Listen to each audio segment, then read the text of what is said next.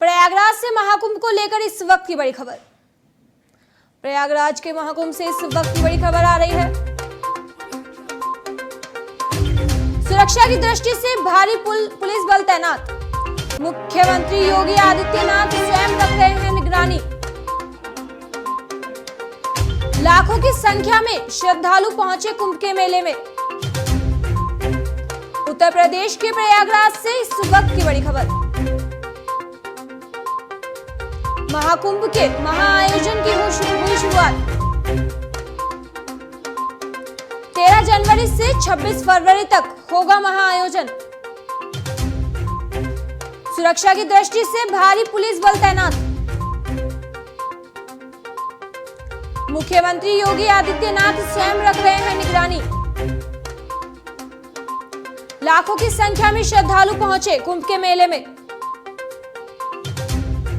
उत्तर प्रदेश के प्रयागराज से इस वक्त की बड़ी खबर। महाकुंभ के महाआयोजन की हुई शुरुआत। 13 जनवरी से 26 फरवरी तक होगा महाआयोजन। सुरक्षा की दृष्टि से भारी पुलिस बल तैनात। मुख्यमंत्री योगी आदित्यनाथ स्वयं रखे हैं निगरानी।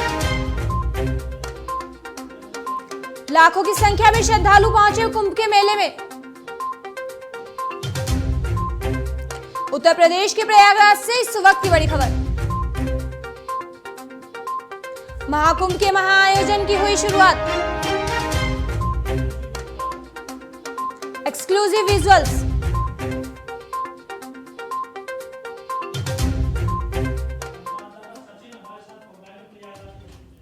इस खबर पर अधिक जानकारी के लिए संवाददाता सचिन हमारे साथ प्रयागराज से जुड़ चुके हैं। हाँ सचिन, प्रयागराज के महाकुंभ से क्या है पूरी जानकारी? अब देखिए, प्रयागराज में जो संगम नगरी कही जाती है, धर्म अध्यात्म की नगरी और तंबुओं का शहर भी इसका नाम है। और महाकुंभ जब जैसा आयोजन यहाँ पे लगा है, तो आज से महाकुंभ की औपचारिक रूप से शुरुआत हो गई है।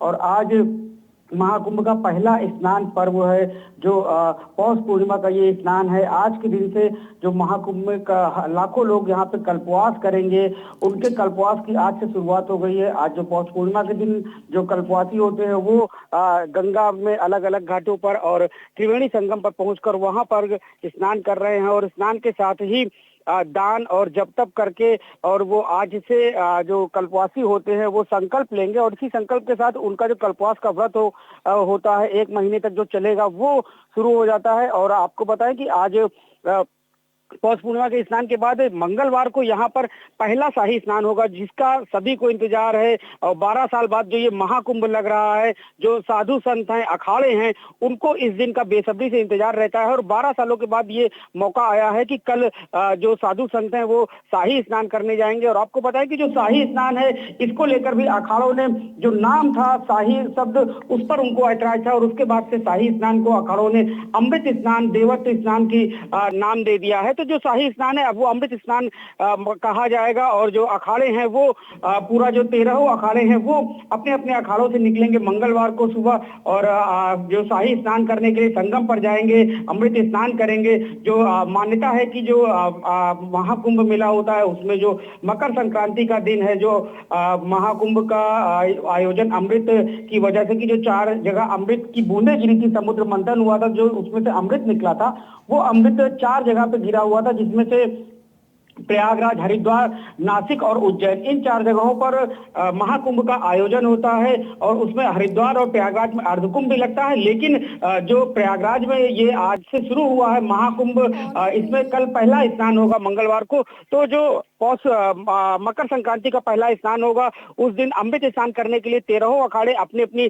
बारी के हिसाब से जो आएंगे और अमृत स्नान करेंगे। जो अखाड़े होता है उनका क्रम होता है, और उसी क्रम के अनुसार सभी अखाड़े स्नान करने के लिए जाते हैं। तो जो अखाड़े हैं उनके संत, सन्यासी, महामंडलेश्वर, आचार्य महामंडलेश्वर, और खास तौर से जो नागा साधु होते हैं जिन अखाड़ों में, वो जो नागा होते हैं, उनके लिए जो शाही स्नान है उसका विशेष महत्व होता है। नागा श्रृंगार करते हैं और उसके बाद शाही स्नान करने के लिए जाते हैं। तो जो शाही स्नान है वो कल पहला शाही स्नान होगा 14 जनवरी को, मकर संक्रांति के दिन। उसके 15 दिन के बाद मौनी अमावस्या के दिन सबसे बड़ा स्नान होगा।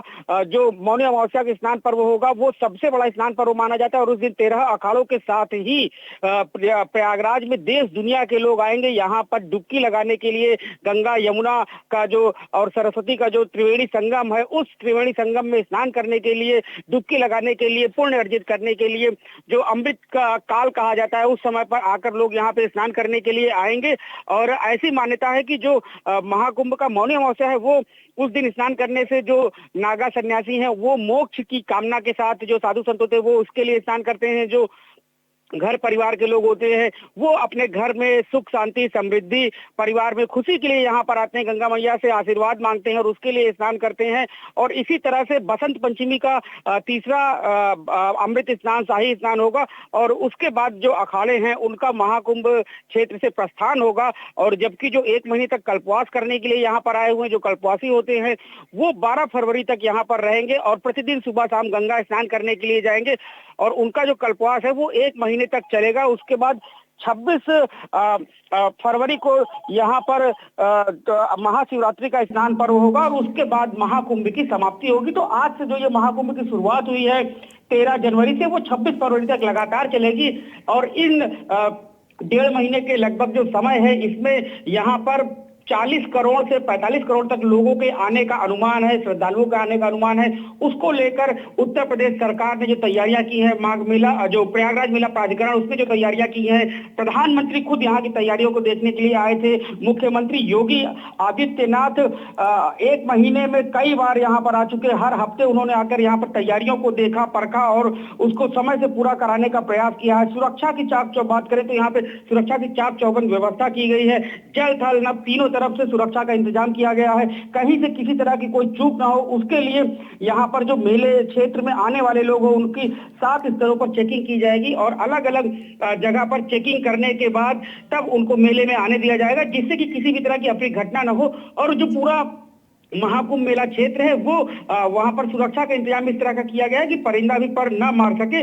और आपको बताएं कि यहाँ पर आने जाने के लिए जो श्रद्धालुओं की सुविधा है उसको भी देखते हुए तैयारियां की गई हैं। रेलवे की बात करें तो रेलवे की तरफ से 13,000 ट्रेनों का इंतजाम किया गया है, जिसमें 10,000 रेगुलर ट्रेनें और 3,000 स्पेशल ट्रेनें हैं जो महाकुंभ के दौरान चलाई जाएंगी। उसके अलावा जो परिवहन निगम की तरफ से तैयारियां की गई हैं, 7,000 से अधिक बसें यहाँ पर चलाई जाएंगी जो पूरे 1.5 महीने तक यहाँ पर लोगों को लाने ले जाने का काम करेंगे। उसके अलावा जो सिटी बस होती है उसके जरिए रेलवे स्टेशन से आने वाले यात्रियों को निःशुल्क रूप से रेलवे स्टेशन से लाकर माघ मेला क्षेत्र के नजदीक की पार्किंग तक छोड़ा जा रहा है, जिससे कि लोग जो स्नान करने आ रहे हैं उन्हें किसी तरह की दिक्कत ना हो। और जो पूरी व्यवस्था है उसको इस तरह से किया गया कि जो भी श्रद्धालु अपने घर से निकले वो महाकुंभ में आए, सुरक्षित और सुव्यवस्थित तरीके से स्नान करके वापस जा सके। जी, लगातार महाकुंभ की कवरेज के लिए आप बने रहिए, आगे की अपडेट्स हम आपसे लेते रहेंगे। धन्यवाद। ये थे हमारे संवाददाता सचिन।